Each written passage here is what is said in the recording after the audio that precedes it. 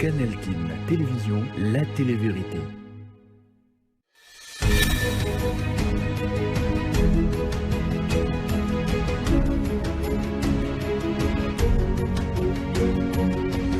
Canal Télévision, la télé-vérité.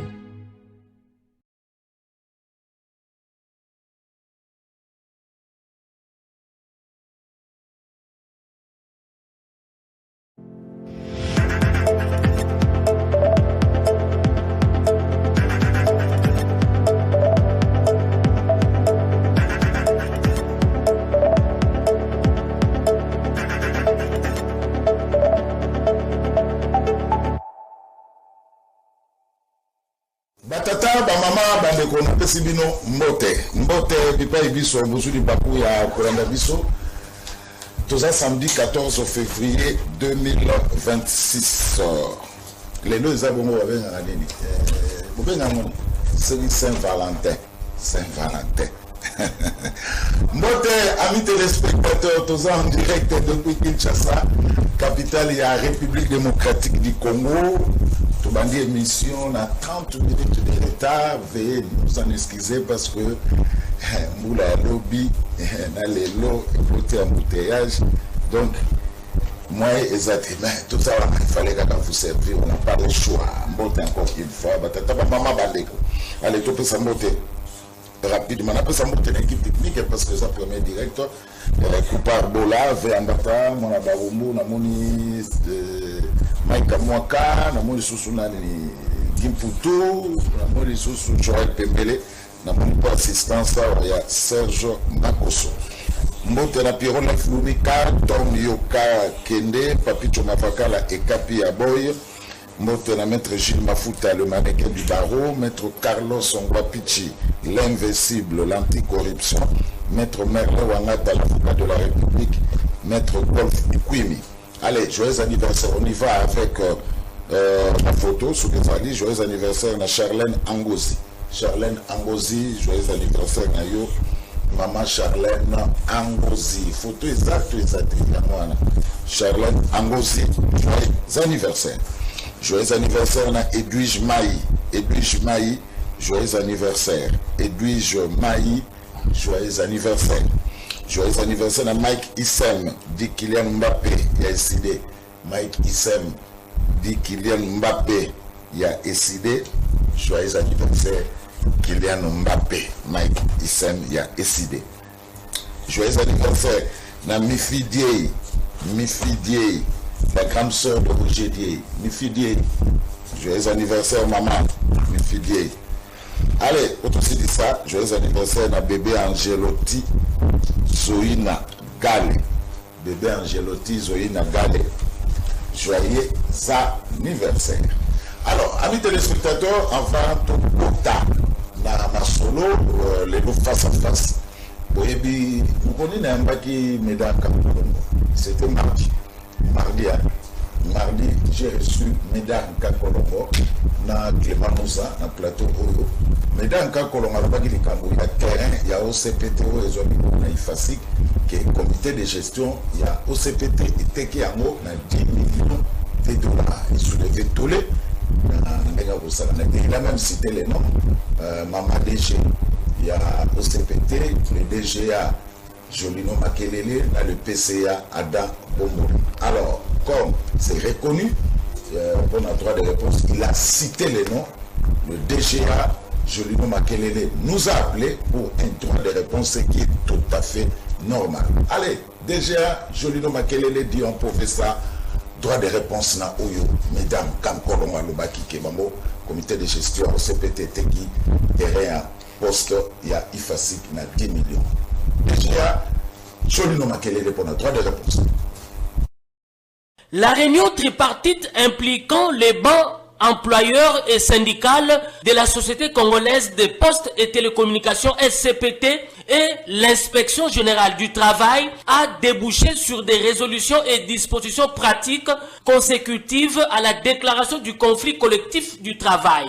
Présidée par la directrice générale de la Société congolaise des postes et télécommunications, Sandra Chibonge Mbiye, qui était accompagnée du directeur général adjoint Jolino Makelele, La réunion s'est déroulée dans un climat de sérénité. SCPT, il faut mettre en valeur la bien-aïe pour Azanango. Nous avons un patrimoine immobilier important disséminé à travers toute la République. Nous avons un partenaire, tous les Alanabango et Longo, tout à l'année, nous devons valoriser le patrimoine parce que nous avons une situation financière Yamabe.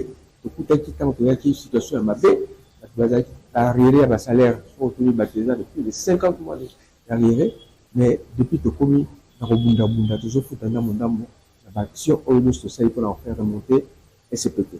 S'agissant plus particulièrement, il y a centre de formation. Nous avons un terrain, la Belewana, ils sont occupés pour la plupart d'anciens retraités, travailleurs, les une place à Olala, ainsi de suite, employeurs, la manière limitée à autoriser qui va vendre. Bon. Maintenant, bateau Bazakuna, qu'est-ce qui s'est passé? Et Naza sur Bango Baza à l'origine, il y a Babouiwana. Limité, quand le partenaire a proposé du Salobi, la ligne Nazoua, parti Moko, il y a terrain Oyo. Et donc, il y a partenariat, on a, que Bango, tomber la biso, immeuble Moko, il y a plus de 6 étages. Immeuble, on a, Soki et Sili, et aussi là, en déant l'année, une année, Soki et Sili, biso pour remettre en location, une partie de retient à bureau, mais quand on remet en location, et de rapporter biso au minimum près de 100 à 120 000 $, il y a un revenu. Chose qui n'est par mois. Donc, tout le monde est là, comme là, partie où le Tikali, Giende à Rosoa, pour ça, mais problème montant là qui te donne 10 millions de $, c'est-à-dire 6 millions, et ça valeur il y a un la valeur on a 6 millions, et 4 millions, ils allaient au bar au foot à Bisso, parce que Bisso, tu as besoin d'un bon cash pour foot, pour ça, l'activité technique, tout ça, il y a plus de marmobélé, et puis pour foot à bas. Le coup là, la condition de ces alliés rempliter, en particulier pour libérer le mandat qu'on a, parce que nous reçoit le mandat une fois à la agenda qu'on a vide de toute occupation. Les travailleurs au Azakuna, soi-disant locataire, ils ont arrêté tout ça à Azakuna, et au Canada, ils ont été babima, biso SCPT, on peut savoir mon mandat, maman, nous allons pas garantir, babima, pas que les femmes se sont. Bandima qui te vient de signer, la dernière minute, un certain groupe y a bateau, a décidé, non, Torobimaté. Ce qui fait que le toit a sombi le pan. Le toit a yé pour la mort en somba, a commis inquiet, parce qu'il y a pas un projet naïe. Projet n'est pas dans des délais. Où il y a retour à la plus que j'ai eu la première au Sabatoire, plus évidemment, il y a à perdre. Alors, le cas quitté, il y a 6 millions, c'est clair que le cas déjà qu'à retourner et que Bisso, a repris à Bisso, Bongo, ce titre aussi ici, acte de session. C'est-à-dire, bateau là, Bini, le Bimba, Bini, Penza, le temps est vide, alors, les gens ont bon, mais, on peut discuter tous en avant. Paiement va travailleur, va syndicaliste, au Balaléawa, de décider tout le monde que, Madame Oba et des Bissou, quand même, la mort Bongo, les 4 millions, pas que ça avance. Ce qu'ils ont commencé à faire, dans avance, on a une grosse partie, en tout cas, est servir la paye de travailleurs pendant plusieurs mois. Je vous rappelle seulement que paye de travailleurs dans Bissou. Awa, surtout Tika à Kinshasa, tu as à peu près 900 000 $ par mois. Surtout ça, ici, dans la province, tu as comme à peu près 1 200 000 $ par mois. Donc, mais pour réaliser quand même depuis que comme depuis bon on est peut-être au moins plus de 4 payes. C'est ça. Alors, donc, tout ça, les priorités dans les travailleurs. Mais bon, on a, et ces gens ont besoin aussi pour ça d'investissement. Il y a fibre. Donc, tout ça là, dans mon âme. Mais, nous prenons le temps, nous avons limité ça les partenariats. Azab, je battais. Azab, il y a du Luxembourg, après ça, nous avance, mais il y a là, le pan monté, et ça l'a raté. D'abord, le monde a commis un peu à Calais, à Zozela, là, s'il se battait là-bas, et puis finalement, pour concrétiser, possession, il y a bien inaillé par un acte de cession. Donc voilà, et pas le problème à lui, et ça n'a rien à voir, n'a 10 millions de bazui, sur le Cameroun, il est loté. Naï et pas une sur la salle. J'ai travaillé à la GCAMIN 25 ans à Bruxelles, comme gestionnaire et directeur administratif. Nabima n'a pas prime. parce que dans un mouvement, on a travaillé dans le ministère de la Communication pour des comptes à féliciter pour la gestion de la Covid. C'est rare. On me soutient bien du IGF, qui m'a dossier dans les athées, lobby, maintenant on a une émission à la télévision, dossier par dossier, ma recommandation à conseil des ministres, dossier passé par ma commission, et si on a été mal informé, dossier mais réplication en moto, il y a qu'on parti allié à Jean-Olivier. Parti, monsieur Tikali, vous allez y aller.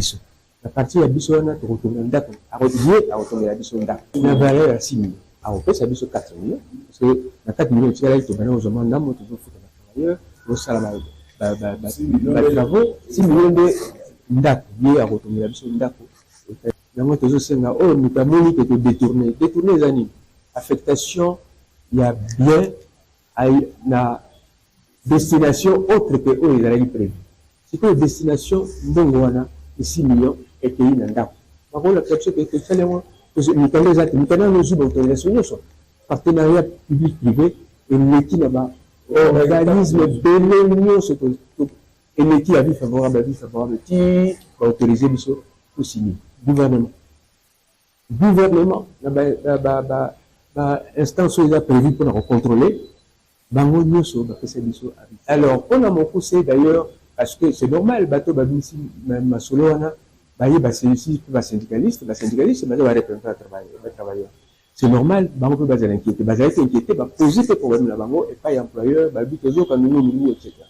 Vous allez que Bongo réunit ministre de la tutelle technique, en l'absence de la maman, ministre de la portefeuille, à Yoki, séparément, à Yoki, délégué syndicaux, Ayoki, membre du conseil d'administration, Ayoki, direction générale, Moko, et puis l'accès dans le canal, tout ça qui procédure, de se mettre d'accord que, et le pays, Yibi et Zawanati. Il y en a un mot, le bâti pour bâtir sur BAM, dans l'éclairage Moko, et le que salamité, il faut conclure en gros par un accord. Il y a un protocole d'accord autour signé si on a délégué à travailleur. Les alliés qui relatifs à conflit à travail, conflit collectif du travail, au Bango, à soumettre à l'inspection générale du travail. Vous avez dit, oui, quoi. Si quand un problème, il y a un immeuble, et il y a un problème. Vous avez dit, si Bango, madame, on appelle à la peau, et à la suite, tout le monde va réunir, monsieur, et il y a pour débattre, on va battre, Bongo, et donc, le côté là qui, et puis, le salanini. Et on va les faire partie à point numéro 9. Il y a protocole d'accord autorité pour signer la déléguée syndicaux, la BISO, le canique est bon, mais il y a 10 millions. Effectivement, affectation dans le salaire, il y a 4 millions. Maintenant, c'est il faut foutre à BISO. Il faut foutre un dame, il y a quoi avance parce que nous pouvons avoir une sûreté que la barolong. Donc, les autres ont lors de cette rencontre tripartite, banc employeur et syndicat de la SCPT et l'inspection générale du travail, les cadres et agents de la Société congolaise des postes et télécommunications ont salué avec respect et responsabilité la présence remarquable du ministre des postes et télécommunications. Merci beaucoup Mike Kamwaka, droit de réponse, il y a le directeur général adjoint. Il y a OCPT, il y a bien poste, Venabiso Julino Makelele, na Oyo, mais dans le cas Kolomalobaki, que le comité de gestion un poste est détourné 10 millions de dollars. Bateki, poste, il y a IFASIC, pour une explication, dans le droit de réponse, il y a DGA Julino Makelele. Alors, amis téléspectateurs, nous parlons d'un revenant. Nico Faye Moudjahidi, enfin, du peuple. Oh, au comité. Ah, oyo, kasi ba mesure. Mesure. Kinshasa, nakati ya mai, bango ba bitu zo ba mesure. Oh. Comprendre ça, il y a mettre ruban. Situation ça pour là, bango ba na solution te, nous prenons un train de mesure. C'est ainsi que nous sommes mettre ruban de façon que ceux qui ba mesure au bazoaka liboso et bungaka bazoa mettre ruban bazoa ba mesure à sika pour ba sa solution na makambo peuple. Ceux qui non mettre ruban au et bungaka Il faut changer. On nous a Maître tyran peu yango. C'est-à-dire, pour ne pas perdre le temps, parce que situation ezali kopola. Situation eyali kopola na ba secteur nyonso. Mais nakoki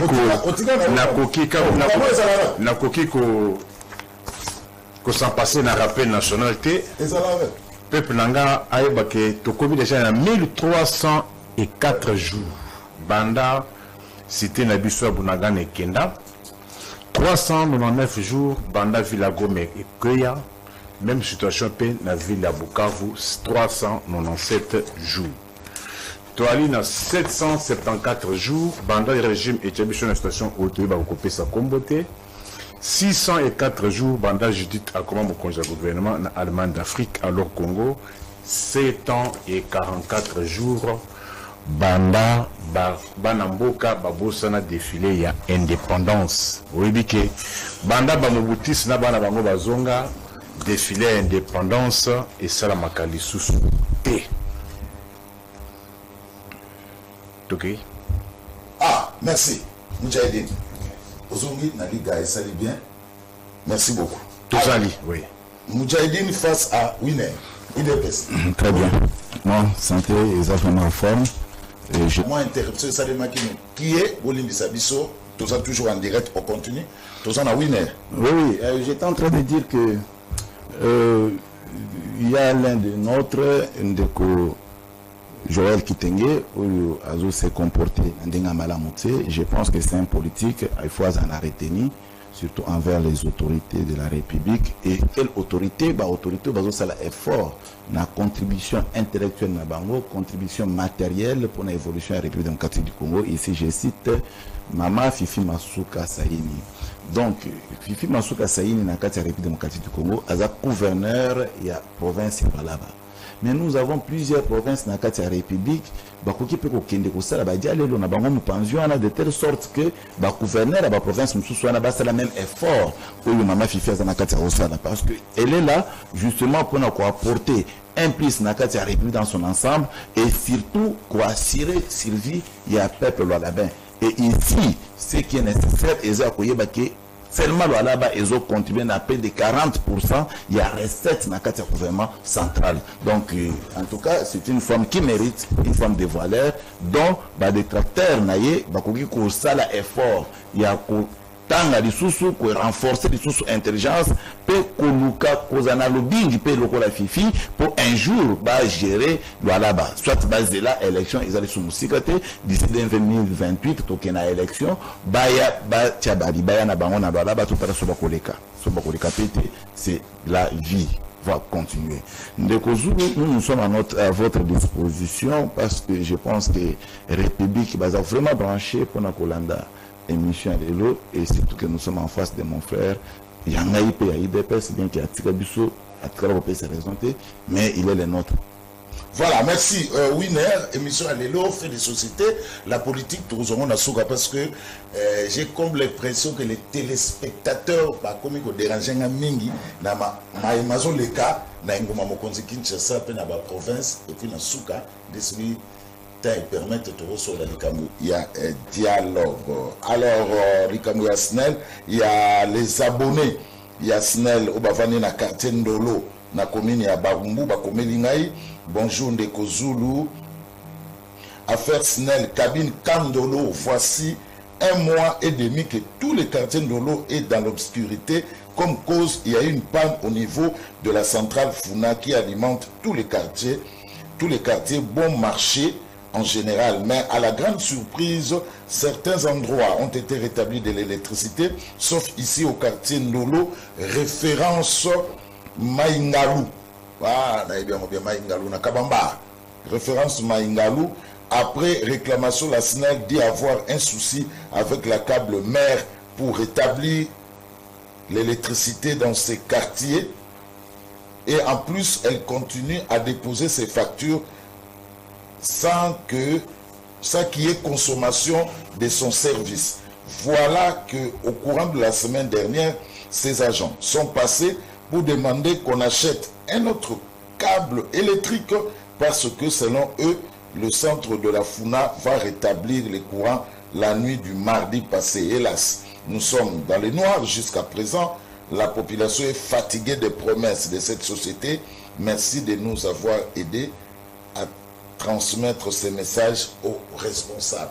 Alors, Snell, Koyoki, Kolela, il y a habitant à quartier Ndolo, référence Maïngalou, Basali 1 mois et demi, de Bakomelinga, Bazana Lotili quitté, en tout cas, Bolandelana Ludikabukuna, où il y a quartier Maïngalou, na niveau, il y a na Ndolo, quartier Ndolo, na Barumbo, na référence Maïngalou, 1 mois et demi sans courant électrique. Alors, dis pour tous les grands maestros, total embouteillage na Tongo, na niveau ya Elengesa, parce que vous avez les images, dis pour tous les grands maestros, na niveau ya Elengesa, balobinzela pe, eza kobeba, na ngunza na Elengesa. Alors, dis pour tous les grands maestros, tola.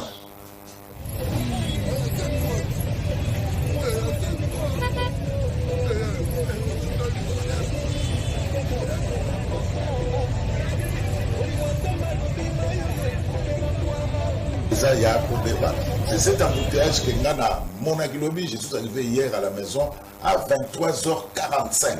Na kanami na embouteillage banda na Senwe, na beti 3 heures de temps na Senwe, na lembi na ngai na véhicule, mais tina comment est à 23h45. Alors, Winner, quand vous voyez ces images, première question, est-ce que Mitukanyoso est commis en ordre? C'est trop grave. Peuple va préciser parce qu'à un moment, il faut rétablir la vérité dans ce qui se passe dans la République démocratique du Congo et précisément à Kinshasa. Précisément à Kinshasa. Dès qu'on a vu ce Bumba, à l'ansaki. Non, n'a pas ces conseils moi mingi plutôt que tirer moi mingi. Donc n'a pas ces conseils pour nous dire que l'ansaki va contrôle yomoko nakati la ville province de Kinshasa. Et ici il faut noter que la République Mobimba, le seul gouverneur a lancé le contrôle en Sebumba et na période juste après la fête. Mais na kati ya contrôle ya kofuta ba impôt erreur Bumba salati ezaki ya kosenga au moins 5 taxes ou 5 impôts pour batu faut ba futa. Et c'était de trop. Ezaki tellement vraiment belé. Ata ye Bumba na huissière na ye a ko supporter te a futa taxe ya 5 biloko na baramo. C'était difficile. Alors, to constater nini? Au placer batu na barabara, ne batu na ba komi na système atanyaka. Il suffit au final 2000 francs, 1000 francs, au qui contrôle le soutien. Et le malheur que nous avons, ils ont manque d'encadrement, il y a un PCR. PCR est en cadence, il y a un Bumba à Rekitaki. Est-ce qu'il y a PCR en formation telle qu'on nous a informé? Ce sont des questions majeures. Embouteillage des zones à Kinshasa, à un niveau exagéré. Tout le monde doit déplacer actuellement, sont déplacés au cours d'un embouteillage. Mais est-ce que le problème est embouteillage? Le problème est parce que le contrôle bâtiment se va foutre. Est-ce que le bâtiment se va foutre réellement? Et ce va foutre, c'est un bon côté dans la caisse à l'État. Si le bon côté dans la caisse à l'État, Bumba c'est le moment parce qu'il faut faire l'évaluation. À exception 10 jours après, combien est côté dans la caisse à l'État? Parce que bon wana, au moment où ils ont posé ça, au moment où ils ont posé un bon wana pour passer la route, c'est là nzela. Nzela depuis Ngobila Salam à l'époque. Mais entretien exact ma boule côté conséquence c'est embouteillage. Mais Bumba ko équipé pour ça ta suivi à Banzela, il ne fait absolument rien le monsieur. Nambo mozu na compte à gouvernement central. Pour la constat la Banzela misous ko permettre la circulation aisée, le monsieur ne fait absolument rien. Maintenant on se demande na ko kombo la pamba ya balabala. Ils ont un problème. Ko ireba niveau, ils ont un problème. Maintenant, il est gouverneur pour apporter le peuple chinois mis au juge. Procureur Bakanifo, quel est le rôle de l'OVD? Non, mais l'OVD a déjà. L'OVD a presque en faillite. Est-ce qu'ils ont la ressource? Mais parce que ville est en disponibilité, ils ont une disposition, tu peux faire le nécessaire. so be okire kombola tana balabala na kala tozo mona bato bazobima na balabala bazopesa ba 5000 ou ba 10000 francs bazokombola chaque jour. Mais aujourd'hui ils ont ça les malisouté. Ils ont ça les malisouté. Tala embouteillage ndeko na ngai. Est-ce que oye mo bumba atambola kaza vraiment malaise na Kinshasa. Mais problème mususu où ils ont ça la bato pasi. Et ça que na place Bumba ça l'effort ba fongola ba principal banzela principal au peuple avec consommer trop. Il y a des gens justement jusqu'à présent bloqués. Qui est na 24 novembre. Au accéder ils ont bloqué jusqu'à ce jour. 24 novembre à quel niveau? So bandi na niveau ya Kabambar vers Zando. Au moins que ça ne passe pas. Novembre, Kabambar. Et non, ils ont la vie Bokassa exactement. Tu sens qu'il n'y a pas de circulation. Sur Batoua Salandine. Batoua Salandine. Est-ce que tu sais qu'il y a les sous-côtés de Sabumba que tu peux mettre de l'ordre ici? C'est là où ça frise. Parce que ça devient comme un acharnement contre Bumba. Bazoua Kizenga de tous les mots. Alors j'évite. Mais pour éviter, c'est notre peuple qui a pâti. Et nous sommes obligés de quitter les fils qui morts. Donc Bumba Zopé, c'est l'adversaire dans l'histoire politique. Élément de langage, il y a pour critiquer effectivement pour voir où cette gestion. Ce qui frise un peu, alors l'homme doit chercher comment. Merci beaucoup. Moudjahidine, on a dit, Zela Elengesa. Elengesa Rani, Namakala Munza. Zela Naya Obeba. Mais Elengesa, il y a un salaire. Ezanzela OET et Tozolo Babou, il va salir l'engesa. Ezaki na kacha bilan ya régime. Et l'engesa il y a du bilan mobile. Il y a régime. Attention. Mon mboka. Il faut qu'on évite discours ya lelo balingi ba émarger batu mususu ba kitsa na niveau ya nani il y a Daniel. C'est tous les régimes. Parce que les lots, Bobo Sanate, ils allaient dans l'ouvrage, presque période de Moko. Et ils allaient à Elengesa, na Zando. Ces deux ouvrages, Babandaka Misala presque au même moment. Et Elengesa Silaki, et comment dire que Kwantombolo. Zando ndenge ba misali ba lotala te o ngobisa se ngobila. Mais lelo Zando s'il bien que bitika ba komi o ekomi mu Kwantombolo. C'est le même issue que vous avez sur ce plateau que non Bumba écoutez, nous voyons le régime. Qui a placé le gouverneur? L'Assemblée provinciale. Sous l'impulsion de qui? Sous l'impulsion de qui? Sous l'impulsion de qui? Il y a eu des gouverneurs loyalement et légalement élus dans ce pays qui ont été retenus à Kinshasa. Fifi Massoura Wakolbelelo, Azaka vice-gouverneur Yanani. Mouyaji. Mouyaji a perdu le poste d'intérim. Retenu à Kinshasa. Pourquoi? Pour avoir détourné. Le procès il est où? Est-ce que c'est moi qui fixe les procès? C'est Malembe. Zoé Kabila, meilleur élu, retenu à Kinshasa. Qui l'avait retenu à Kinshasa? Une compétence notoire. Qui l'avait retenu à Kinshasa? C'est-à-dire, vous êtes dans un régime, si quelqu'un est entre guillemets, selon lui, incompétence, doit être retenu à Kinshasa. C'est comme ça? C'est comme ça. C'est-à-dire, selon vous, si il y a prétendu, selon Winer, selon lui, ce qu'il y a entre guillemets, soupçon et détournement, bah qu'on lance procédure régularité, il faut pas même se montrer à ça va retenir rien. Selon Yé. 6 ans, 7 ans, pas de procès. Même pas une information judiciaire. Zoé Kabila, retenir Kinshasa. Elle a pas dit son s'emporter comme ça. Selon Yé, incompétence. Selon Yé, autorité exécutive, à Kobengi Samutu, c'est un élu. Écoutez, ce Oyebi, ce Oyebi, ça c'est la résultante. Moi, écoutez, moi je m'en cache pas. Ngana sa muto ITPS. Mais oyo na bano kanisa. Na onga na monaki. Je ne peux plus continuer comme ça. Je ne peux plus continuer. Toi tu es fier. Yono Zawana. Kadra Bobimba. Ba escroquer. Asa qui na escroquerie tel qu'il est là. Yani. Ah la carte était. Ba après ça mon carte ba les mongo. Tel qu'il est là. Ba escroquer mongo. Il se prend que na zakala ITPS. Où est sa carte? Ba escroquer mongo. Kaikile betaka machine. Même escroquerie balongo na parti politique, il y a un métier dans gestion en moka. Détournement sur détournement. Les deux bali mama fifi masuka. Détournement sur détournement. Ce qui est là, Colosi, elle 4, mais ce n'est pas l'effort, il y a Moukono, non, c'est parce que c'était non. D'abord, il y a pas que Colosi et il y a les résultats, il y a jugement au Banango. Il y a le bosso, il y a Mibale, code minier à 2018, oh, et ça là que, oui, yoka. Code minier et ça là que, bah, redevance est le 2% et comme à 10%. Il y a un commentaire que non, ils apprennent à m'ajouter. D'abord, gisement, Makambo, oh, ils ont un C, il y a ma belle. Ce n'est pas le faute d'un individu. Na code minier, il y a moi, Laurent Désiré Kabila, à tirer code minier à 2018. Il y a un essai que, bah, recette un matin. C'est pas le faute de quelqu'un. Je suis à Kinshasa, parlons-en. Parce que il y a une infiltration.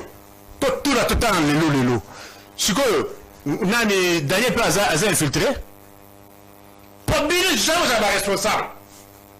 Ce que c'est infiltration. Nana infiltré ma personne carte. Nana infiltré lolo, ma boulou la Kinshasa Mobimba. Ma boulou. Oni. Bon, poto. Oh, Moudjahidine. Oh, t'as voilà poto. Route mo Kali. Poto nango. Bana mo Kali, bo pesa pe yon. Oh. Oni.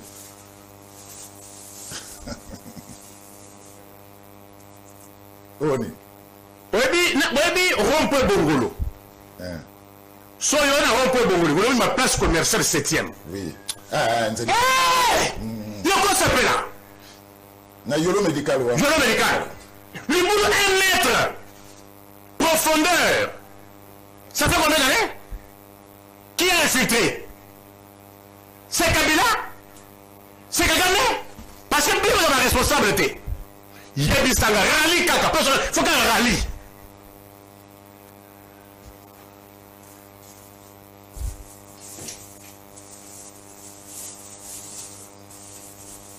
Poto na wapi?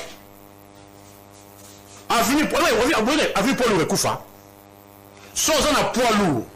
Olongo ville. Obima po matete. Et obima nini sote mutonte. Na niveau à station Shell. Ni boula na place poto na. Nzelo ko pas sona. Bato komo je la kaka na kati ya station Shell. Poids lourd. Infiltration c'est pas nani. Kabila, Paul Kagame.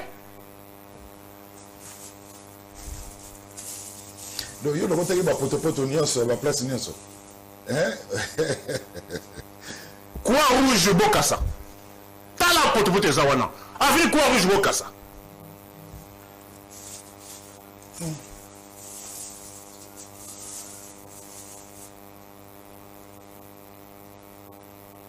Tronçon qu'on place na Kohidro. Kohidro, voilà. Nalobaki, toi-même, à l'image, je fais en bas ta mémoire et bisous à moi. Qui a infiltré? Toi, tu peux être fier? Batoumoni Bobo Missal, qu'on a autorité dans la gestion en Boka. C'est ça la gouvernance de l'État? D'un parti qui a fait tuer les gens? Tu es fier? Voilà, merci beaucoup. Vous êtes fier? Merci Moudjahidine. Boulevard Lumumba. Et ça n'a pas boulé, tu vois, là? Qu'on place sur les boulevard Lumumba. Boulevard. Vous êtes fier? Merci beaucoup. Boulevard Lumumba. Allez. Boulevard Lumumba, il y a il y a le gouvernement central.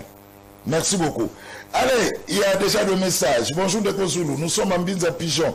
Depuis l'arrivée de M. Teddy Bisson à Pigeon, Koua et Baby Makassi, nous sommes souvent dans les noirs et surtout la nuit. Donc, Soki Tokei na bureau, Balobi et Zafeder. Chaque semaine, il faut 3 ou 4 jours sans courant. toujours Feder tolingi koyeba Feder yango eza kaka na cabine Marie-Antoinette sur avenue Mama Cessé ou quoi. En tout cas Snell atalaka na biso po tolembi kolala mulili cabine ya Mama Cessé na pigeon. Voilà, cabine ya Mama Cessé na pigeon pose problème. Bata Snell ba okibiso bandeko ya pigeon balobi cabine ya Mama Cessé balobi Feder kitaka pamba pamba, ça pose problème. Allez, winner. Hier il a plu à Kinshasa, encore une fois Kinshasa na c'est à Maï. Personnellement je l'ai vécu na Chaba Victoire. Pour na bima na rompa ki Pwanza. Maï ezo bima na veni Chaba. Na vandi boye na kata vécu na gina mer. Ah, Kinshasa. Donc Kinshasa na lobarango winner soki 4 mbula elandani winner to dindi to continue kabo recadrage na oyo ba potopote bimi na ba quartier et puis Kinshasa encore une fois na c'est à Maï après mbula lobi. Merci beaucoup Nayoki Nikofai. Dans ses habitudes kolokota ba potopote ti oya fulu on a un plateau là où il y a des gens respectueux en train de nous suivre. C'est dans ses habitudes. Je pense que Peuple Baolimbi c'est dans ce cadre-là, c'est pas aussi si grave, mais seulement infiltration et na gestion, il y a barout nandingi. N'a mais qu'à comprendre était donc la ligne qui a l'obanine au juste que est-ce que parce que les boulot et salemi na niveau il y a nini oyo babengi complace na complace pour na ya qualifier en infiltration. Ok, na limbola pour bien pas comprendre te. Bon, 30 secondes. Là on récupère. Yoka. Pour bien vous avoir responsable à Kamboté. Ce qui est responsable c'est infiltration. Ce qui est bien vous avoir responsable il y a un dans le lobby. De la même manière, vous avez responsable de la sécurité. Pour l'infiltration, et ça selon vous. De la même manière aussi, infiltration et salami, le niveau il y a. J'avais déjà compris. Ce n'est pas pour rien on a zoné les critères moi. C'était pas pour rien. N'ayez dit déjà que ceci nous a tombé ta politique. Non, gestion déjà. Oh, la gestion. Ne s'agite pas. Non. Ne s'agite pas. N'avez pas. Et il y a une terre infiltration. N'a pas construction en route ils ont cadré. Mais yo comme de konanga na édition que ça ne cadre pas. Effectivement ça ne cadre pas. Or aujourd'hui ça allusion à infiltration nationale tel que vous êtes en train de comploter na carte infiltration wana. C'est là où l'esprit n'est okende. Donc malgré tout ça de Kinshasa, mais il y a zo mona ko pour ni za ça les bana mboka. Non, tous à deux pièces c'est terre trop de Kinshasa effectivement. De la même manière que vous avez dénoncé que Maboulou et Salemi est partout. C'est de la même manière que les autres dénoncent. Mais parlons-en. Kabila Tikini, Nzelani Kabila Tikina Kinshasa. Parce que vous avez cité Kabila ici. On a beaucoup de temps à Kabila. On dit que les efforts de ce qui s'est fait à Lualaba et la propriété que Lualaba conçoit aujourd'hui, et ensuite c'est à cause du minier promulgué en 2018. Mais un homme scientifique ne peut pas aussi, cause de la fière promulgation, il y a test légal par un président illégal. Oui, vous avez fier ramoté. Ça fait la honte. Nous sommes Congolais de très bien pour diminuer le contenu illégal. Mais Kabila était illégal en 2018. Illégal. Un président illégal, il n'avait pas ni mandat, ni mandat. Il y a avocat. Hein? Mais je vous assure. Tout le balinga la cité. Kabila avait un mandat en 2018. Alors vous trouvez maintenant, elle a soulevé 2018, n'a code minier, n'a la séparé en fond. Vous avez conçu la carte à code minier. Mais promulgation, tu ne pouvais pas, ça fait la honte. Nous demandons ce qui est en 2016, mais il y a promulgué quelque chose en 2018. Aux autres, dans les médias. Non. Non. C'est la honte pour la République. Maintenant, Maboulou. N'est-ce pas que Winner a dénoncé Maboulou à Kinshasa? Mais heureusement que Yosko a eu soin. Il y a chaque Mabélé, chaque Liboulou, au commun à combo, au tien à papier, au tien à poche. C'est tout à fait normal. Parce que ma poche les amis, ne vont contenir un tas de nombre à Maboulou. Mais aux unions sauté. Maboulou les belés, chers frères. Exactement, belés. Aux échantillons. Exactement, je les félicite. Comme ça, autorité urbaine a constaté que mabele oyo ya mimi je ne sais pas couleur ya mabele yango mpe alakisi biso te mais alingi atalisi biso distingue ya mabele ya Kinshasa ezalaka genre okende wewe occ genre okende nango occ chaque mabele à chaque liboule. mais oui échantillonnage non. Allez, citez tout. Donc non, je ne suis pas Suzo. naza na kati ya hôtel Isombo. Oui. Na Kinshasa en termes de route naza content na faisabilité il y a autorité urbaine à Kinshasa. Mais parce que yo a tendance boulevard Lumumba c'est la compétence en ou bien on peut boulevard casse parce que vous avez tendance maintenant il y a coloré na misusu to rotongela bino boulevard soit calme na tout le tongela ko yo eza na capacité boulevard Lumumba c'est la compétence monde entier va te reconnaître le na boulevard monde entier va te avenue de Paul le reconnaître le na boulevard eza route comme toutes les routes et le urbain à boulevard parce que ça tant comme un boulevard avec fierté pour être ça n'a peuple que les boulevard Kabila Tikaki. Boulevard c'est quoi? Oh, définir le boulevard. Évoluons, Nicotika n'a évolué. De toutes les façons, la question au bon je vais t'aider à te répondre. Il y a un de totalistes au lobby. Oui. Naï n'a pas contenté na ba route à Kinshasa de la manière dont ils ont salé. Mais ce qui est constat vrai, c'est que au comment la faisabilité. Il y a quelques tronçons, ils ont la carte de bazo font un ouvrage. Et ce qui est nécessaire pour la concilier la problématique où il boulot. Il faut que tout ça soit béton et on définit ça comme pour faire béton. Ndekozul. Ozo se souvenir de l'Ibouman Zengel. Moi je viens papa. Azap autorité na ville, mais il y a zone là, na place à trouver solution. Ce sont des gens comme ça. Le faible d'esprit le roi Babumba, Bakimbuta et consort, ce sont des gens qui ne méritaient même pas gérer la ville. Aya kuti libuluma nzenga bali ole omboko ko bonga lisusu te bolakela mboko yo bino mboko yo bonga lisusu te nani tata quoi.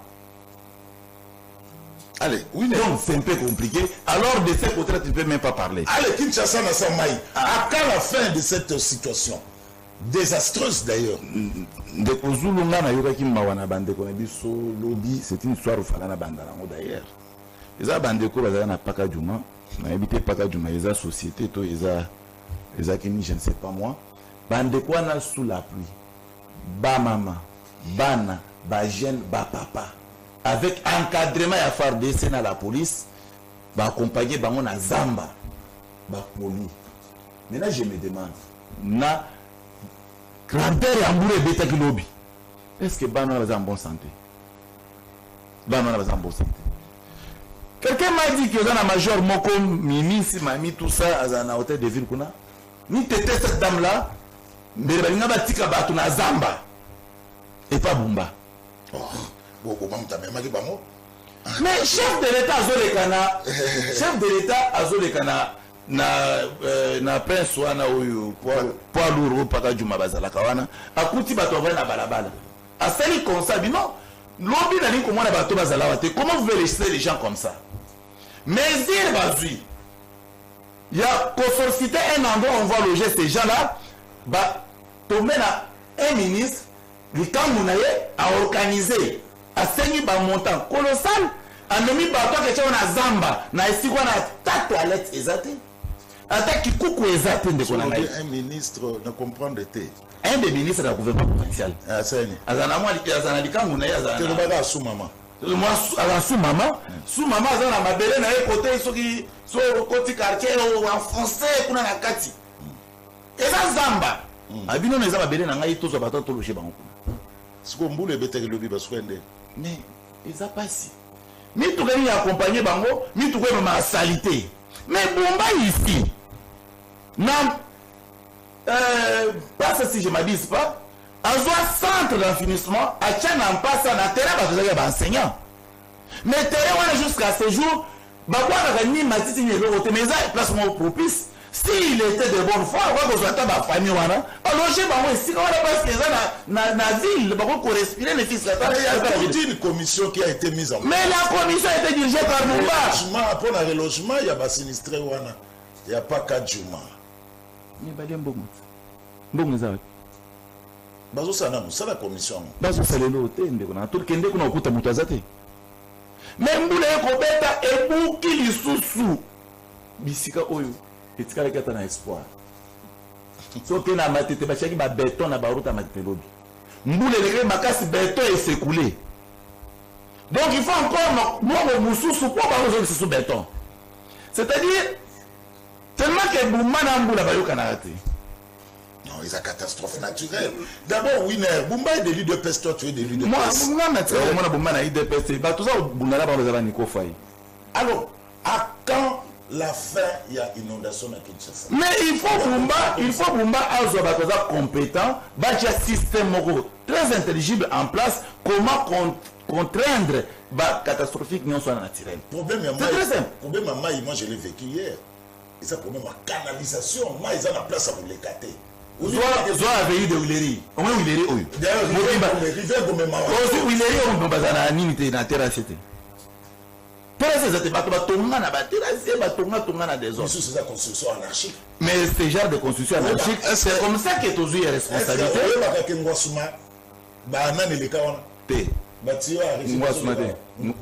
vous donne l'information. Il fallait pas battre mon j'ai d'autres formes. Les intérêts, on a terrain, on a traité. Ma pangue est sa place. On a traité information. On a traité belge. On a traité. Il fallait pas qu'on tombe à moi pour batio, collecter les kawana. Il y a un moment où on tombe à ça pour dire. Est-ce qu'on peut excuser à répondre? Ok. Parce que soulever Ngwasuma. Na vente ya Ngwasuma. Propriétaire ya lupango ya Ngwasuma c'est blanc. C'est un blanc. Depuis l'époque à Belge. Et c'est comme ça qu'il y a côté un certain noir Azaï Kassayen. Et les Kassayen ont vendu un certain Congolais que je maîtrise très bien. Et l'assistant à la vente. Ngwasuma que vous voyez là. Et Aza propriétaire ici Aza locataire. Je connais le dossier. Et de ce côté-là, il est difficile que mensonge les cas. Donc, mais ce qu'il faut reconnaître, c'est que tout au long, il y a Willeri, à niveau où il faut supporter charge exatée. Sauf que à niveau, il depuis ma belge, il y a 2 cm. Alors, il faut aussi à niveau, il y a Milaï, sous forme de consort. Ça peut faire de telle sorte que, les Kisakamaï facilement. Mais Boumba, il y a Zomona Batu, Bacha Potopoto, ou Babengi, Koudro, Nabalabala, Babelo qui bakei. Mais toi, tu le non. Na place où tu as la raison Potopoto, Zoka Koudro, tu as un béton. Tu as un béton. C'est là, ça m'a béton, non? Ils m'ont sauté. Ils ont sauté. Où ils ont revenu dans la compétence, il y a un gouvernement provincial, ils ont fait un Potopoto, Babengi, Koudro. Mais ton conseil, tu le dis, tu as béton, parce que la République démocratique du Congo a un problème et bien les habiter pour nous résoudre. Tout le monde a un problème de guerre, n'a les ennemis de la République, nos adversaires politiques. Alors il faut résoudre toutes ces questions-là au même moment. Donc, entre-temps, le peuple a souffert, il faut qu'on fasse quelque chose, et entre-temps, il faut qu'on fasse, continuellement, on a un effort de guerre. Tout ce cacophonie à Baramounion soit là, on va tirer les charges parce que nous sommes des pareils à la République, ton demi charge et nous allons les faire de très belle manière avec Félix Tchisekedi. Et c'est de là que nous sommes en face. À un moment, il faut apprendre à faire l'opposition selon l'article 8 de la Constitution. C'est-à-dire opposition ou exact constitutionnel. Opposition qui est la proposition, que l'opposition c'est un noir. Non, tout ça va y mettre. Après savoir représenter ma belle. Perception sur lui, il y a solution. Il y a comme opposant. Et qu'est-ce qu'on peut faire maintenant après avoir le jaune? Il y a vert, il y a rouge, mais solution est agnée. Solution pour l'inondation, c'est la non, mais la solution là, il y a un monde de pouvoir ma proposition d'ailleurs, peuple balandaka, et ça va aller dans votre travail. Est-ce que nous avons proposé? Est-ce que Bino Boyo Kaka proposé à l'opposition? Pas très proposé. Oh, Fayou l'a proposé combien de fois? Il y a d'ailleurs nage, il y a la capacité à proposer. Merci beaucoup. Alors, on va lire le message comme ça. Nico Faye, solution, proposition solution. Nico Faye, il y a beaucoup de messages ici. Bonjour papa journaliste, Naï papa Patrick Namasina Petro Congo, papa Tunena Bisso Snell, Ponanini Bisso Namasina Petro Congo, na quartier abattoir, na avenue Bukala Djoko. Pona nini biso kaka molili avenue Bukala Djoko baza molili kuna mais chaque jour tozo leka na direction à Snell na mama Edu courant ezangaka te mais biso molili eza nini vraiment SNEL avenue Bukala Djoko na Masina Petro Congo quartier abattoir bango kuna lotiliki ezalaka te. Nico Faye biso na route Mokali vers marché courant Ekenda il y a 2 semaines toloba te ou comment kokende musala kozonga butu ba policier batomboki bikanga kanga surtout ya Tambwe boloba pardon vraiment mawa concernant SNEL na Kitambo oui SNEL toujours na Kitambo cabine vélodrome na cabine Mai-Ndombe ekokisi 3 semaines SNEL cabine vélodrome na cabine Mai-Ndombe ekokisi 3 semaines courant ezalaka te alors bazopesa kaka ba départ unique eloko ba départ unique op ezoboma mboka. Alors, nous comme ça, pour la vignette, ceux qui ont payé mbongo, bah kopesa yo preuve de paiement na place ya vignette. À mon avis, la mauvaise gestion de la ville ne relève pas d'une seule personne. Elle traduit un problème de gouvernance plus large qui engage aussi le sommet de l'État, car la capitale souffre d'insalubrité et de désordre urbain. Toute la chaîne de responsabilité est concernée. Dès lors, comment le président de la République peut-il empêcher les députés provinciaux d'exercer leur droit de motion contre les gouverneurs? C'est Dixon Ntela depuis Mongafula. Bonjour de Kozulu, vraiment Nico Faye Azan a raison. Pe ezosala pasi biso na mokali awa ndenge mbula ebetaki lobby boye moyen ya kobima ezate poto pas possible. Bonjour de Kozulu kin ezakaka limité te biso na route mokali nzela ezate or toza na grande société ya SNEL kuna ndeko mswabi. Bonjour de Kozulu biso na quartier Kapinga commune ya Barumbu à chaque pluie inondation aussi infime soit-elle nyonso wana pona batonga immeuble moko na avenue Kabambare croisement Itaga de façon que fondation ya immeuble yango ekangaka niveau malgré ba dénonciation ya biso ba habitat ya quartier ba autorité bazosala eloko te. Imagine mwambula ya lobby biso tisiko mai eza ya kotonda pasi. Ça aussi ce sont des constructions anarchiques. Toujours le bango rotana. Oui. Construction anarchique batonga likolo ya caniveau mais il est le rotana bozo kokate bedengaliema même mais je vous apprends que nous sommes batonga likolo ba caniveau l'information nazo kamona batonga. Voilà, donc on continue. Nico Rotana Canal Presse biso la kimwenza mission avenue de la gare érosion eza ezo matakaka banda bazwa ba mesure les lopes sécurité makasi chaque jour tozana visite yaba criminel. Oh bah message est belé. Petit canal Nico a répondre Nico. Alors quelle est la solution des animés? À chaque fois propose aussi la solution. À chaque pluie il y a inondation dans la ville province à Kinshasa. Baluka Kabokonzité pour Muto Azali Banda a solution. Ça n'existe pas. Ça n'existe pas. Moi, j'aspire diriger ce pays. Nassali Sayo, Bobo Missi Batou, Bo piller ma bus à Transco, Bo piller ma caméra de surveillance. Après, même ça, j'en ai idée. Soko Kokite, Tika. C'est une. Diriger, c'est un fardeau. Et Koki n'a vu noter. Oh. Bozoko Kate. J'ai dit ça le secteur Moko. Oh, Bamoubutis, un seul secteur. Le 40e Banamboka, le 14 février. Basuma Foutiba. J'ai dit ça le secteur Moko. Nassi Nalobaki. 2025, Naosa Souba débat parole contre parole. Oh, nous sommes au lobby de rencontrer Yango. Mais je peux.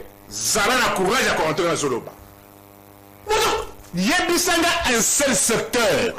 Oh, le régime Zokoka. Le 14 février, bah fonctionnaire bas un salaire à 100 années. Biloko Tostobo Sana. Je n'ai jamais été fonctionnaire de l'État.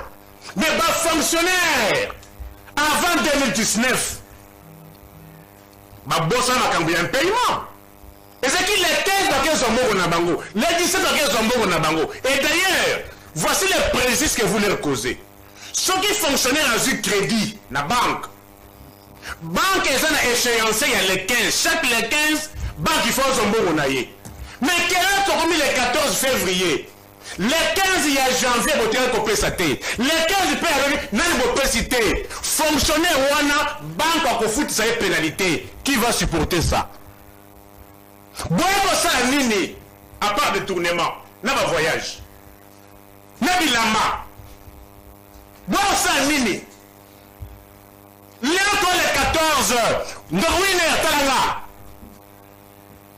Salaire au foot au koya et kozala ya sanza nini bana mboka salaire au footama et kozala ya sanza nini. Qu'est-ce que vous avez apporté? Tous les secteurs bana lutendele na bosa mito insécurité na lutendele insécurité na nini na Riflar hein Riflar qu'on appelle balbi insécurité makasi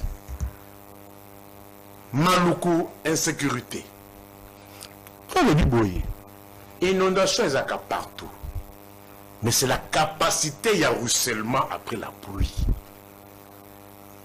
posa nini zone tikaka awa bana mboka désulerie isangi tronçon ya isangi 1130 mètres. Tronçon Isangi, 1130 mètres. Durée des travaux, 28 mois. 1 km de route, 28 mois. 2 ans et 4 mois. Vous appelez ça comme ça, Moussala? Et puis, tellement que, Baïbia aussi a été coco seleki, l'élan a commis qu'on bananzela, pendant indicatif exaté. Bota l'avenir Kindu, durée des travaux exaté. Botala Bukama, niveau ya Vijana wana. Durée des travaux exatés. Mais où est-vous? On ne gère pas la République comme vous gérez votre parti. Non, ça c'est la République. Si elle existe encore. Si elle existe encore. De bon micro. Je me pose la question. Boyaki, pour la Konyoko la bateau, ou bien Boyaki, pour la Konyoko insécurité et paille. Insécurité routière. Papa, botekeli bateau. Na moni papier au botekaki aw. Tout ça comme inondation. Inondation te. Il y a zélat. Ils ont zélat. Oh, il y a son vignette. Permis de conduire. Son bagage. Botekeli bateau. Bateau le papier moko $18. Papier avec formulaire. Oui bien non. Permis de conduire te papier avec $18. Frais bancaires. Frais bancaires combien? $5.5. Bon, na monnaie a au chat tembe. Pourquoi tangela ye? Papier on a $18, formulaire à Pamba. Papier à Frais Pamba. bancaires, il y a $5.5. On a permis à Zate. Non. Inondation et Zaka partout. Mais c'est la capacité. Qu'est-ce qu'on a fait? Premier mandat à Salakini, 5 ans et le bousseau. Il y a enrichissement. Chose kaka mbongo oyo bango bazui. J'ai dit, toi on a 2 régimes oyo causé préjudice makasi na ba Congolais. Toi on a régime Mobutu, na régime Antoine. Régime Mobutu pour anini. Régime Mobutu ekutaki économie ya ba Belge. Makasi et bomi yango. Laurent Désiré Kabila, il fallait, il y a eu un temps, il y a refondation à l'État. On tente de refonder l'État, mais le régime qui vient après vient dans la destruction. Soit-il les lobes à Yébisibino, degré Yabanyongo, Oyo, ba régime, Oyo, ba quota. Bon, tout non. Nyongo a 4 milliards, Tokomi a 16 milliards. 12 milliards, Isala Moussala Nini. Un paiement. Bon, ce qui, je me dis, ce qui fout à battre, l'État est tellement. Dans tous les secteurs. Est-ce que vous voyez que des heures Oyo, vous avez ma carte d'identité, ma carte de service est acquittée. C'est ni Comme côté la carte d'électeur, $10, $15, $5, $10 000 francs, selon les cas. Carte d'électeur, comme au Kango. Ce qui est officiellement, ce qui est athée. Mais ce qui est $10, 15 000 francs, on paie ça. Nous disons ceci.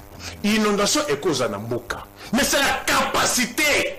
Il y a écoulement d'eau après la pluie. Le régime n'avait pas travaillé durant les 5 premières années. 5 premières années, c'est qu'il y a qu'à s'enrichir. Bah, il y a que ça, moi, réveil, mon tardif. C'est déjà tard par rapport aux 5 premières années. Oh, mais qui ça qu'il y a des tournements. Réveil tardif. Très tardif. Match Sili. Oui, très tardif. On commence à rafistoler ça et là, mais c'est déjà tard. Ah, t'es qui tu as ça sous. Mais dis ceci. Il n'y a pas ce tronçon au lobby, il y a Bongolo, 7e. Quand notre régime responsable, à côté, nous savons comment on est à Wana. Est-ce qu'on ne peut pas anticiper? Mais écoutez, gouverner c'est prévoir. Gouverner c'est anticiper. Qu'est-ce que vous avez fait? Au coup de l'Iboulé, c'est les 4 ans. Abomi a venu qu'à ça vous me coufa. Avenue Kassou Banda Kolonga Boulevard. Qui t'a au magasin? Avenue Kassou Koufa. Pourquoi Zela et Koki Kokoma na État Wana? L'État était où? L'État était où?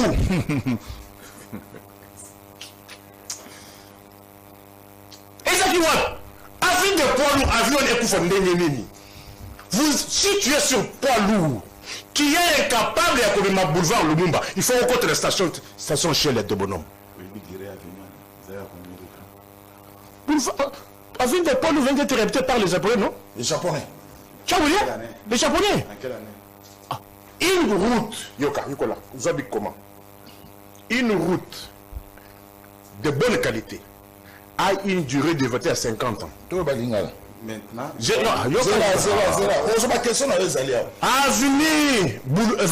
une avenue bien faite. Et ça, la durée de capacité, il y a durée de vie à 50 ans. Un pont a une durée de vie à 100 ans. On peut réhabiter, on peut rafistoler. Mais, Bino Boti Kakanano, Liboulou est comme Mounene Ndengenini. L'État Zawapi. Pourquoi d'abord laisser la situation pourrir? Et puis, tu commences à la misala. Ça, je ne comprends pas. Avenue des Huileries, oui. Kobamba Awa, Rebobambi Awa. Mais jusqu'à quand? Bobani Avenue Nyangwe Awa. Botiki Nyangwe, Bokasi Messus Kabinda. Mais finalement, il n'y a pas de planification. Kibuli Kibuli Boulou Yeke, Chinkimwa, Nyokona, oui, les réseaux tournent. On a un curage et arrivé à Gombe. Et ça, les mandatés. Non. Et il y a Makambo, il y a Kinshasa. Et ça, c'est une rivière telle. Il doit avoir une politique générale. Politique publique. Il faut une politique publique. Le débordement est mal. Il faut une politique publique. Mais ici, il n'y a rien. Il y a qu'un mouton là, c'est qui est venu Nyangwe. Babandi ko tchaba lampadaire. Ba tchaba lampadaire. Na 6 mois après va ko le wango. Mais il n'y a pas de planification. Qu'est-ce que nous disons? Il faut au Kambamboka, c'est la planification. Talabolo era constitution anarchique. Rocade on a le bel awa. Pas non rocade té. Rocade c'est 2014, fonds chinois. Parce que vous trompez les gens que non, tu vas tomber ma baie. Mais tu rocade, ça fait le problème. Mon avocat, est-ce que rocade, tu vas foutre un mimo dans la route? Est-ce que c'est conscient anarchique? Rocade, les. Il y a plus ou moins 3800 victimes, il y a rocade. Plus de 3800. Mais quand on parle de, je suis d'accord, si je suis content que je sois en face des juristes. Expropriation pour cause d'utilité publique. Est-ce que pour parler expropriation, Bakoki Kobukanda peut pas vous foutre après? Mais Banda va te Bouki. Est-ce que doit-on encore parler d'expropriation? Pour qu'il y ait expropriation de cause publique, oui, il faut d'abord une indemnité préalable et juste. Exact, c'est ça qui se passe. Mais maintenant, c'est ce qui se passe. Mais Batman, il va y avoir un monde exacté.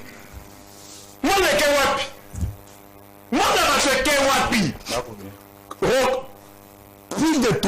3800. Pas prendre. Plus de 3800 victimes. Lelo, Bazana Balabala, Bandana Bokoukami, Mbongo Kewapi.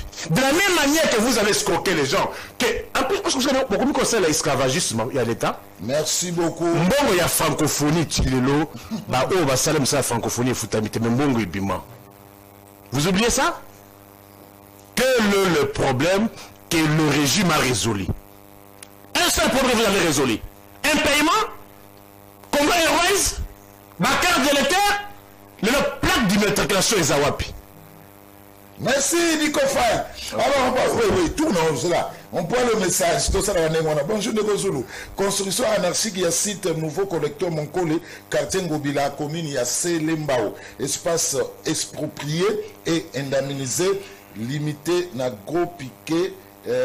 Fil Balbéré na panneau envahi na banda ko population passée Papa Zulu biso awa na kimbanse nzela ezate banda Saint-Thérèse ti cimetière nzela mawa na insécurité moko pardon tana message oyo na tangi message ya ndeko Zulu. Ce qui se passe à Kinshasa après la pluie, c'est juste une mauvaise politique d'urbanisme de la ville. Mauvaise politique et urbanisme il y a ville. Pasteur Valère depuis Brazzaville, n'a pas sur mot Pasteur Valère. Bonjour Nico Zulu, biso awa na Kankokolo. Oh, Kankokolo, on est très suivi. Na Kankokolo, ba chinois, ba sundola misala, maïkoma ko débordé na ba caniveau. Est-ce que ba chinois ba sundola misala na Kankokolo? Oui! Ba sous entrer à Kankokolo, non? Entrée principale à Kankokolo, il y a 24 bakangi yango, ba tient conteneur mouni de wana. Na mené banquette, il se pourrait que il y a un conflit entre chef d'état-major et conseiller Moko ya présidence. À ça qui influence, il y a un chef d'état-major Alexis qui a gagné mon camp. Entrée principale, il y a Kankokolo, côté à 24, Bakangi Yango, Baché conteneur mon il n'y a plus de passage. Voilà. Merci. Alors, oui, mais Mouye le maillot, il nous reste 25 minutes. Bozo Kokate, Sokozo Kokate, Botika. Boyaki Kosala Nini. Des régimes de Bomi RDC, Yamobutu Pe Abino, Rocade, c'est depuis 2014. Allez, Mouye le maillot. D'abord, il faut abandonner le régime Bomi Mboka, Ndeko Nangaï. Il est vrai que ceux qui Congo Koufa, Congo, ce sont des rebelles qui sont venus tuer Mobutu.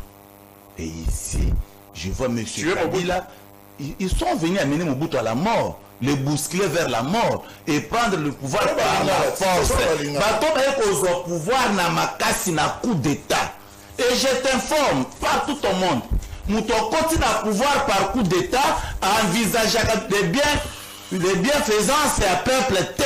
Il faut y battre. On est juriste, non? Oh! Coup d'état, ça m'a amené. Non! Mais c'est coup d'état. Tu viens de crier ici, tu as crié, mais tu continues à s'appeler. Il faut écrire, monsieur, on a un stylo. Coup d'état.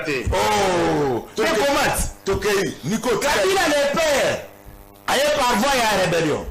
Kabila le fils a procédé par voie à coup d'état. Mais comment on se voit coup d'état? Nous avons fait un bureau et les gens qui ont bousé pour renfermer comment on a estiré assez touristique. Et comment est-ce assez touristique? Donc c'est-à-dire le sang de notre président et comment est-ce assez touristique? Bon, il y a vos fongoli, gras, votre conseil dans le bureau, vous musée, plaisir pour vous, monsieur. Et vous nous dites que c'est des régimes. Et quoi que ça, la police Mobutu ainsi que Félix Tshisekedi aujourd'hui. Non, ça, il faut avoir la honte, cher frère. Il ne faut même pas répéter ça. Naïsika Moussous. Salaire. Salaire, il y a pas fonctionnaire. Nico Faye. Tu sais qu'il entre au pouvoir. Il peut être serment. Février 2019. Mon frère a dit, je vous dis, mois de mars, avril, mai. Population nyonso à Kinshasa. Dans la cité de Loya. Pourquoi? Quand le secrétaire qui va se faire sauter, Kabila a laissé aucune entreprise. Oui, en tout cas, conscience intellectuelle. Entreprise ou bien fonctionnaire de l'État. Tu confonds des choses. C'est monsieur. Précision est là. Entreprise ou bien fonctionnaire de l'État. Non, une précision. Fonctionnaire de l'État. Je te réponds. Ndekozou, histoire il y a 35 mois impayés. Toi, pendant on a régime à Kabila, preuve à Onatra. 35 mois impayés. Mais ces gens-là sont en train de nous suivre. Mais Kabila était au pouvoir. Kabila accepte de tuer effectivement Onatra pour sécréer Onatra kabiliste. Azur, Onatra, Moussoussou, Assaïla Mozoé, Moussoussou, Assaïla Mojanet. Donc on a peur partout. Conséquence, 35 mois impayés. Nico, il était où? Et à l'époque, j'ai compris, il était avec nous à l'IDPS. Et il ne suivait pas cette histoire. Fonctionnaire, le 14 heures. Tu parles de quoi? Je te reviens. Oui, le problème, moi, comme il est fonctionnaire. D'ailleurs, depuis l'accession à Tshisekedi Tshilombo au pouvoir, il faut faire fonctionnaire chaque fin du mois. Ça, c'est connu. Et ce qui est nécessaire est que chaque fin du mois, fonctionnaire à Zombo. Mais seulement au trimestre, la SICA. Et trimestre, ce que vous avez dit, fonctionnaire, je t'apprends. Dans chaque début à trimestre, ils n'ont pas de problème d'agitation ou soit agitage diaboliste des pays. Ce qui est normal. Pourquoi? Parce qu'il y a un nouveau adhérent à la liste des pays. Mais cela ne veut pas dire que Bafouti Batunion c'était non. Il y a d'autres compartiments. On va passer à 6 000 déjà Bambom. Parce que autant il y a 5 ministères qui ont 6 000 votés. Il y a 2 ministères qui ont 6 000 déjà Bambom. Et PST va se faire 6 000 Bambom. Et les autres? Mais je vous cite plusieurs ministères presque parce que c'est Bambom là Bambom. Mais quelques ministères où justement hier pour un nouveau venu, ça arrive, c'est tout à fait naturel. Mais il y a aussi des solutions à moi mon gars février. Mais à votre époque, les fonctionnaires ne touchaient presque pas l'argent. Oh, mais là, on fait nous mouquer, mais vous avez aussi mangoté. Mais, actuellement, même FMI, et démontrer que le pays de la République démocratique du Congo, ils ont élevé à 5%. Na 5%. Et effectivement, ils ont travaillé et ça les mis malade. Et aux accords scientifiques, certainement qu'il sera baissé trop bas pour nous faire na balabala, construire un plateau pour nous tirer ces parties à peuple. Mais comme corps scientifique, devait faire ça dans la dimension moussous. Dans la dimension élevée. Tu comprends, mon frère ami? Dans l'Italie, si on peut nous meilleure gestion depuis l'existence de la République démocratique du Congo. C'est prouvé partout, vous allez lire. C'est le régime de Tshisekedi. On va consulter FMI, on va consulter Banque mondiale, on va te démontrer que peu importe des conditions difficiles que passe la RDC, la République, mais le gouvernement de la République tient le coup et va effectivement mode de vie à peuple congolais. Hein? Oui. Oui. Na Kalanatan, Kabila Congolais a vivre à 0,7%. Mais aujourd'hui, Congolais vont vivre à 3%. Non, mais cette question-là, tout le monde pour se faire sentiment lui-même. Dans le Congolais, capacité de cet alcool, capacité de cet eau, électricité. Voici après on compte un régime. Courant, le maïs, salaire. Non, mais secteur ni ici. Je viens. Nazo yedi saïda. Et ça la bilo ko loba ki awa na ajina ko loba moti. Non, opposant n'a pas proposé jamais. Ah, il dit ça à haute voix. À la faculté chancelière. Ah non. Monsieur soit calme. Monsieur, tout ça la constitution de la République est consacrée à l'opposition. C'est l'article 8 à Yébi. Mais en dehors de l'article 8, tout ça la loi sur l'opposition, c'est la loi numéro 07/008 du 14 décembre 2007. Oh, il va nous qualifier mon assistant. Dans la loi, article 6 et lobby boyé. L'opposant ne doit pas seulement critiquer et proposer. Mais le lobby, non, on va proposer dans notre parce que Natanga n'a pas ce nabamote. Oh monsieur, tu ne fais pas un débat scientifique pour aider l'autre peuple. Tu n'aides pas, on n'aide pas le gouvernement. Mais on aime plutôt la population qui nous suit. Et c'est à travers cette proposition que le gouvernement va s'en tenir compte. Oui, maintenant, secteur ni simbi. Le secteur nyonso, na kati ya République démocratique du Congo, Tshisekedi et simbi. Tout ça na infrastructure. Donc on a dit, Tshisekedi en termes d'infrastructure a mené un projet électrique, gouvernement nyonso le cas. Les lois se mettent du solo à rocade et ça projet en 2014. Vous n'avez pas honte? Vous n'avez pas honte? Allez vous renseigner. Maintenant, je vais aller vous renseigner parce que mon est à rocade et ça effectif. Ce n'est pas bien, mon cher. Ça, c'est la mauvaise foi. Mais il ne faut pas se promener avec la haine pour doyer balancer à l'occasion aux yeux de tous. Aux yeux de tout le monde. Peut balancer en année. Dis c'est à peine. Il n'y a même pas longtemps. Quand après 2023. Mais Kabila a au pouvoir depuis 2016. Bien qu'acquis ça, c'est le coup d'état électoral pour en 2018. Winner, au lobby du secteur, nous se signe. Ouais. Winner. Je suis là. Naki tchassa des autres d'Indaboui, le secteur nous se signe. Voilà. Ndeko Zulu, ils ont des circonstances naturelles. Oui, il y a toujours na bamboka nyonso. Kende na États-Unis, Los Angeles, Erisra Izinda, ba yembela wana nzembo. Los Angeles, nous les bêtes Los Angeles bandako nyonso bukana na États-Unis.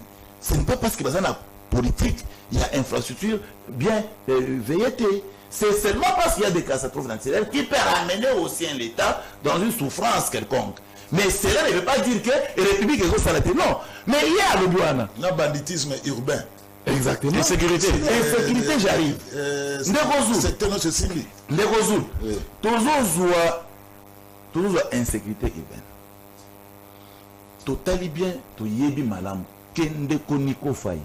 Na bande kona na bani oyo babengi bati pona banani bati panga bana ba chaleur di solo ya chaleur boyoka ngo bato bakufa voir même na site na biso IDPS to yoka li solo ya chaleur c'est ce que ça na pouvoir ezala gestion c'est la Kabila lorsque Kabila prend les gens assemble ba machette est-ce que to yeba Tramultina depuis que ça va pouvoir comment machette ya tikedi maté. Mais nous avons connu Tramultina, à l'époque, là où vous êtes en train de nous tuer comme des bêtes. Cher frère, est-ce que tu peux évoquer ça ici? Non. Allez secteur par secteur. Mais je suis en train d'avancer. Et sois tellement calme. Non, et tu te sens que réellement, les gens nous sommes en train de réparer. Est-ce que vous ne pouvez pas diriger sans faire allusion dans le régime passé? C'est pratiquement impossible partout au monde. On fait toujours allusion à celui qui vient. Le régime à 18 ans n'a jamais parlé de Mobutu. Mais il vient de parler de Mobutu. Non. Les animateurs. Non, le régime à 18 ans de Mobutu. Pourquoi? Parce qu'il y a un alternatif entre Mobutu et Kabila les fils. Celui qui était au milieu, Kabila les pères. Or, pour sauter Kabila les pères, ça les critiquer, pourquoi il y a un Mobutu, ça allait être grave. C'est comme ça qu'il va protéger papa Nabango ne va expliquer Bissot. Va protéger papa Nabango pour ne pas critiquer gestion naïve. Décès en électricité, décès en eau, transport. C'était pas c'était. C'est comme ça qu'on fait, non? Mais c'est ça les problèmes. Des aides à l'électricité, le lot courant avec ça. Comment les gens par rapport à hier. Maï. Sois calme. Sois calme. Électricité. Électricité est toujours déjà entendu Winner pour ça fonctionnement électricité dans le Congo. Sois un peu calme. Mais ce monsieur ne sait pas débattre. Il s'agite toujours. Il faut que l'agitateur. Allez dans le secteur. Que fait le régime? Sois calme. Je t'explique. Nous sommes en 2000, avant 2016. Tu sais ce que le régime de 18 ans ont fait? Et il y a des panneaux solaires. Des places.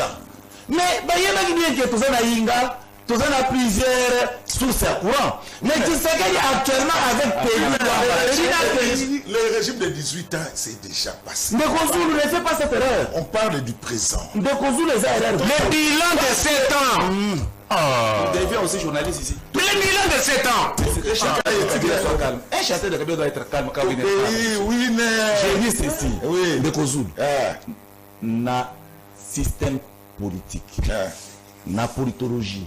On fait toujours allusion à celui qui a géré pour savoir ce que vous allez apporter. Bako sayoté, et ça m'a partout. Et ça m'a partout. Et ça m'a été pour winner. Non. Parce que comment lui va savoir que Bissot doit apporter ce qui te fait l'allusion, n'a pas ce qu'il a laissé. Quand il dit ça, quand il vient de quitter au pouvoir, pas longtemps qu'hier, ce qui a tiré mais ce monsieur il est comment? Maintenant de Bonangaï, ce qui Kabila a tiré courant, ils ont dit madame. Ce qui a tiré Maï, ils ont dit madame, seulement dans 7 ans, on ne pouvait pas tout détruire. Question que ça prend à yo.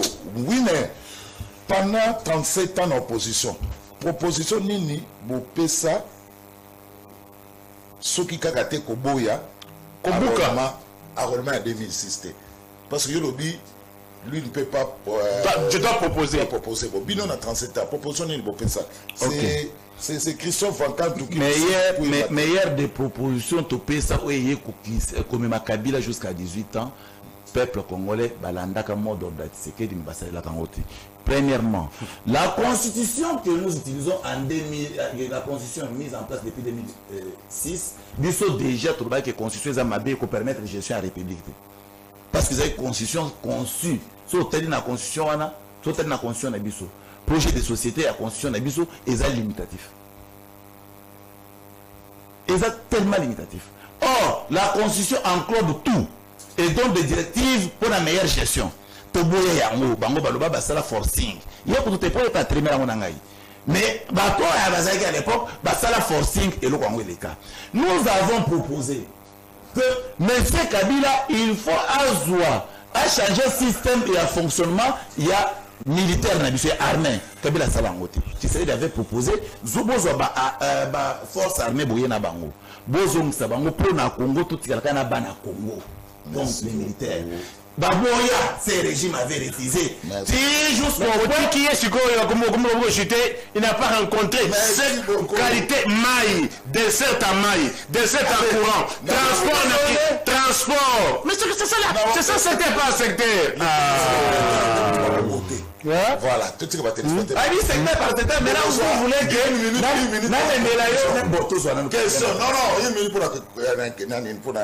Une minute. Winner. Le bilan, 7 ans. Positif, taux négatif. Très positif, et largement positif. Transport, pas longtemps qu'hier, Jean-Pierre Mbembokumbu, au Monagui Teba taxi, il y a une qui t'a gagné. On l'a déjà monté. Bimo, à 18 ans, je consomme. Et nous, ça va pas ces amis. Notre frère est déjà ça y est. Qui va avoir ça, Yoana? Qui va avoir ça? Moi, j'ai dit machin, mais j'ai 18 ans, on de consomme.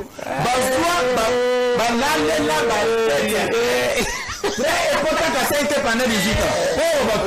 Mais même il 5 taxis, monsieur. Ça, ce n'est pas facile. Chaque même au Congo. Merci le maréchal. Le maréchal Tito Mousseke qui me suit. Mon maréchal, merci. Na NL. Non, bon, le son est bon. Mon maréchal qui me suit. Couparbo la zone, c'est la caca, maréchal Tito Mousseke. Couparbo la zone, c'est là. Alors, merci. On conclut.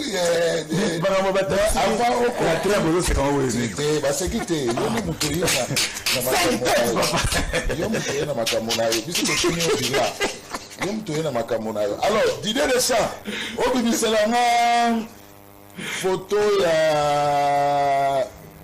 Etienne Tshisekedi Ouamoulou Moussa Namwala. Bilan, largement négatif ou positif. En 1 minute. Moins 1 milliard. Est-ce que c'est des bilans de défendre? Dessert à maille. Combien de l'eau? N'a n'a qu'à savoir. Parce que vous trouvez là. La République. Oui, mais place au vendre. Bon, aussi 17 ans. Alors, il dit qu'il a inauguré usine à Lemba Yim. Moi, j'ai pas le. Moi, il dit Magaté. Et je vois bien que Lemba Yim, moi, il dit Magaté, il va inaugurer. Kabila Moutatika Kamou. L'inauguration, ça, mais moi, il dit Magaté. Arrête. Transport, le transport, comment fait 10 000 francs? Mais parce que PIB n'a pas eu mati. Ouais. Est-ce que l'élo, le ministère de développement rural, grade 310, licencié, bah qu'on fout 115 000 francs qui va à $50. Mensonge. 310. 315 000 francs. 115 000 francs. 310. 310. Développement rural. Je dis bien, ma travailleur, ma fonctionnaire, il y a développement rural. Grade 310. Bazar qu'on fout 115 000 francs. Je doute. Licence, 20 ans de gagne, 20 ans de ça, c'est du mensonge. 115 000 francs. 115 c'est du mensonge. Vous comprendre, hein? Ça te fait mal, hein? Non, mais on aussi. 115 et puis salaire, Wana. Je prends mesure à témoin. Écoute, moi c'est la précision. Hein? Je prends mesure à témoin. Ça, c'est la précision. Tika, tu vas pas sur matière.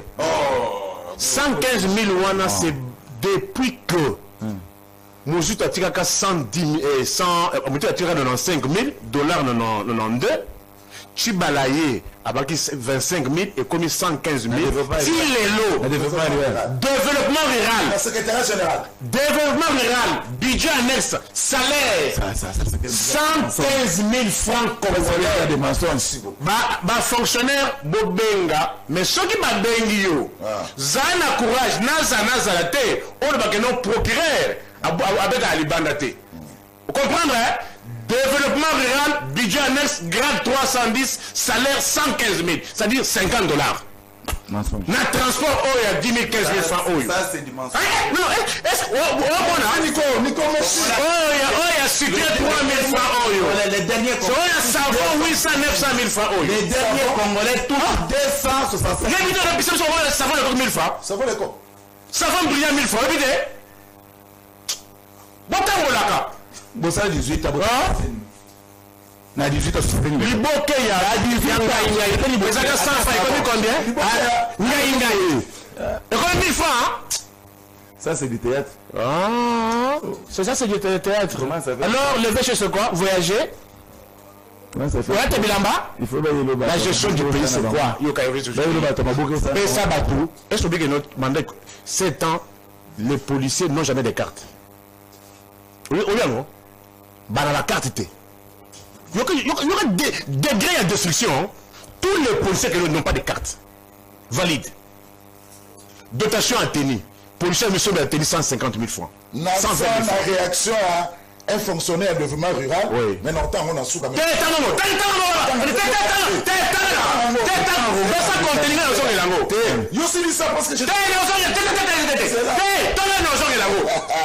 Bon, on a communiqué. Alors, on y va avec information.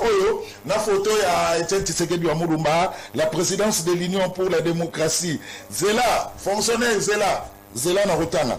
La présidence de l'Union pour la démocratie et le progrès social, dénommée UDPS Tshisekedi, convie respectueusement l'ensemble de ses membres issus de toutes les structures formelles et informelles à célébrer le 44e anniversaire de la création du parti. Cette manifestation politique se tiendra à l'esplanade de notre siège national situé à l'unité 11e rue résidentielle Petit Boulevard Lumumba 2600. C'est dimanche 15 février 2026 à 14h. Étant donné que cette date coïncide avec un dimanche, le matin, chaque membre est libre de consacrer ce temps à la prière et à recommander notre parti UDPS Tshisekedi à la protection divine selon sa foi. L'après-midi, nous vous invitons tous à nous rejoindre sous l'esplanade de notre siège national afin de participer activement à cette manifestation. Plusieurs points politiques majeurs retraçant l'histoire de l'UDPS Tshisekedi depuis sa création jusqu'aujourd'hui seront abordés, accompagnés de projections d'images sur écran géant. Fait à Kinshasa le 14 février 2026, signé Augustin Kabouya Chilumba, honorable secrétaire général et président ad intérim de l'UDPS Tshisekedi. Alors, il y a une réaction par rapport à Makambo Yo Nana Utoloba. Azan a raison.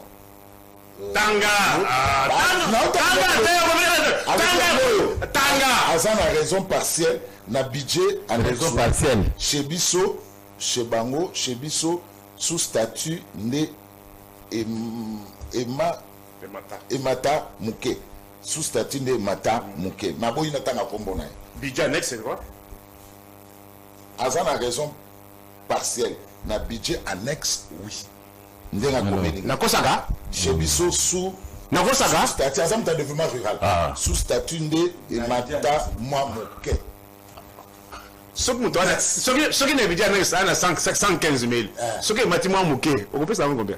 On peut savoir combien? 115 000 francs. Merci. Ce Mati Mouké, on peut savoir combien? Merci Nico Faye. C'est là.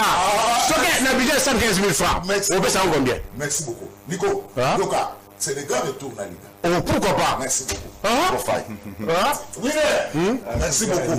Merci à vous, très chers téléspectateurs. Ça n'est donc terminé. Nakana Presse à Mokola Lelo. Coupa Bena na moi bienté. Ou kaninga bo ndenge ni fait amba fama na barum. Non fundo pas mama Rikembia. Bo kaninga trop bo serenga mingi. Na sel binoni. On va finir. Oui, va finir.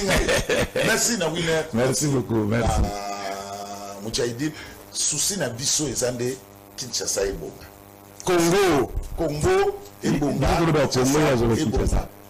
Ce que j'ai remarqué hier na croisement à Chaba, victoire na kenozo madame akangamaki na mbula na station ya Kipwanza.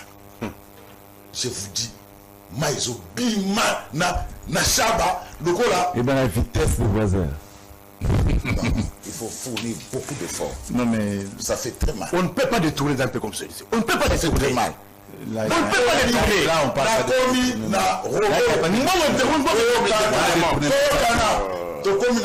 robot roulage. Oh là là là là là là là. Merci beaucoup amis téléspectateurs. Lobby Canal Presse la Liga Ezala, merci. Lobby Canal Presse la Liga Ezala raté. Tout ça peut battre tout paiement. Boyebike Canal Presse élimine un sondage. 4e émission politique. Faut dire la vérité. Après émission de Bosso Zalina. Non. Après Bossolo, je crois. Hein? Bossolo. Équipe nationale, c'est Canal Presse. Oui, mais exactement, c'est tout à fait naturel. Il faut te féliciter. Vous méritez beaucoup de félicitations. Parmi les journalistes les plus suivis de la capitale. Ça, c'est cool. Sondage, les points. Et puis, ça me semble tout ma casse.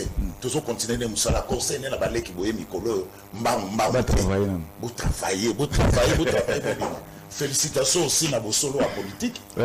Félicitations à lui, Motombo. Na Bossolo en politique, Nathalie Combo. Que ce soit le problème, mais le confrère est en train d'abattre un travail de titan. Il faut le mettre en mot. La concurrence, la concurrence est à la loyale et à la déloyauté. Félicitations à Jean-Marie Kassamba, journal télévisé, premier journal télévisé. Ah bon? Donc, félicitations. Na Papi Mboma, Mami Lela, les tranches musique aussi. Tolobe la Massano, Abisso Pebimi. Journal Nabiso, on a dirigé comme directeur des infos Ebimi, 4e, 5e, donc toujours ça, la Moussala, moins bien. Bah, on va limiter, il faut fournir beaucoup d'efforts pour Bobima. Tout ce qui est polémique, ils ont au moment où les autres sont en train d'imposer la télévision dans un espace médiatique, ils sont toujours les qui ça heure, na Babousoba, où ils ont Tina, Babousoba n'a besoin de moi j'aime des gens qui travaillent, j'aime des gens qui bossent, la journée sur Babosala. Félicitations. Nabako, il y avait un amis au Jamaïque, ça m'a félicitations. Bossolo na politique, félicitations. Quelle boule, félicitations. Le panier, à Moutounanga Jessica Bassele, félicitations. On a une émission musicale, on a une émission sportive. Tout continuer de moi là, les Alikaka, pour nous apporter la bino. Plaisir. Merci beaucoup, Mike Kamoka. Alors, émission ici, amis téléspectateurs, les deux salades samedi, il y a un moniteur là, allez, boutique à la malamo, Nanabino Tobutani, lundi, honorable Diamanza face à Prince Mpenge. Wana, classement à lundi. Tokutani, lundi, bon sur des programmes, na canal King Télévision, Bobo Sanate, tout ça, toujours dans Matanga, toujours là, Moko Abisso, Jean-Jacques Lombela. Boutique à la malamo. Ciao.